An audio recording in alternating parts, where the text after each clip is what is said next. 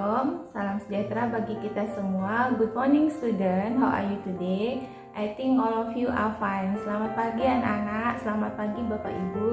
Terima kasih untuk kesediaannya selalu mendampingi putra-putrinya dalam belajar.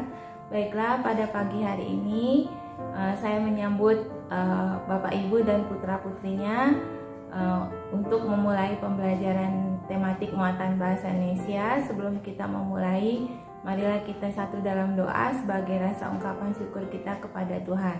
Mari kita berdoa. Terima kasih Tuhan, untuk hari ini kami akan memulai kegiatan belajar. Kiranya Tuhan memberikan kepandaian kepada kami. Berkatilah sekolah kami, guru-guru kami yang mengajar, serta orang tua kami. Amin. Pada pagi hari ini kita akan memulai pembelajaran kita, yaitu tematik muatan bahasa Indonesia. Di tema 1, selamatkan makhluk hidup. Pada pembelajaran tema 1 ini, muatan bahasa Indonesia akan membahas tentang ide pokok paragraf. Pada tingkat sebelumnya di kelas 5, anak-anak sudah mempelajari tentang paragraf. Nah, Miss mau mengingatkan kembali pengertian dari paragraf tersebut. Ada yang masih ingat anak-anak? Ya, paragraf adalah kumpulan kalimat yang biasanya mempunyai satu ide pokok dan penulisannya sedikit menjorok ke bagian dalam atau menggunakan garis baru. Nama lain dari paragraf adalah alinea. Dalam menyusun ide pokok, jadi anak-anak harus memperhatikan di dalam ide pokok itu dia berupa gagasan yang menjadi pokok pengembangan dari paragraf.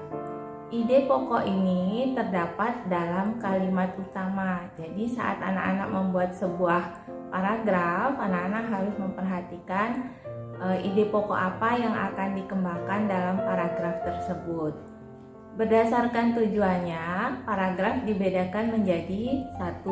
Paragraf narasi, 2. Paragraf persuasi, 3. Paragraf eksposisi, 4. Paragraf argumentasi, dan yang terakhir adalah paragraf deskripsi. Nah, masing-masing mempunyai pengertian yang berbeda. Pada pagi hari ini, Miss akan menjelaskan khususnya tentang paragraf narasi. Paragraf narasi, paragraf yang digunakan untuk menceritakan suatu kegiatan. Nah, macam-macam paragraf berdasarkan letak kalimat utamanya itu ada 3. Paragraf deduktif, paragraf induktif, dan paragraf campuran. Paragraf deduktif itu kalimat utamanya terletak pada awal paragraf yang diikuti dengan kalimat penjelas. Paragraf induktif, paragraf yang menempatkan kalimat utama di akhir paragraf. Nah, demikian penjelasan singkat Miss tentang ide pokok paragraf. Selanjutnya Miss akan memberikan penugasan kepada anak-anak, yaitu untuk membuat sebuah karangan atau paragraf narasi mengenai pandemi COVID yang anak-anak hadapi selama ini. Anak-anak silakan ceritakan dalam bentuk paragraf narasi, tuliskan dalam buku tulisnya minimal 3 paragraf, kemudian kirimkan ke dalam Google Classroom-nya.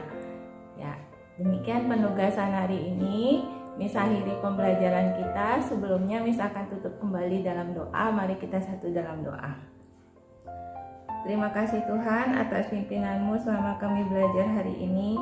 Terima kasih untuk guru dan orang tua kami yang sudah bekerja sama untuk membimbing kami dalam belajar. Tanamkan semua pelajaran yang kami terima agar kami menjadi anak yang rajin dan pandai. Amin.